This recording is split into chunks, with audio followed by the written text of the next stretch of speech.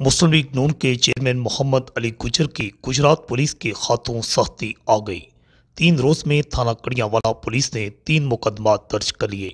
Kalashnikov भी बरामद। मुस्लिम league नून के जिली रहनुमा chairman union council Khajiwala Chaudhry Mohammad Ali Gujjar के खिलाफ एक और मुकदमा दर्ज कर लिया गया है। थाना कड़ियांवाला पुलिस ने चौधरी मोहम्मद अली गुजर से दौरान रिमांड तफ्तीश क्लाशनकोफ बरामद होने के इल्जाम में एक और मुकदमा दर्ज किया है।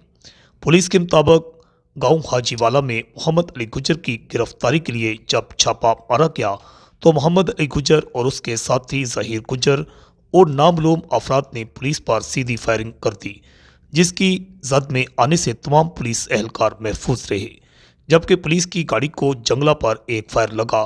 बाज़ां छापा मारकर मोहम्मद अली गुजर और उसके साथी जहीर गुजर को गिरफ्तार कर लिया गया, जिनके कब्जा से फायरिंग वक़ुआ में इस्तेमाल होने वाला असला क्लाशनकोफ और 223 बोर बंदूक बरामद कर ली गई है। मोहम्मद अली गुजर और जहीर गुजर का अदालत से रिमांड लेकर तफ्तीश का दायरा बढ़ा दिया गया है। रिपोर्ट अल हिजाज न्यूज़ गुजरात।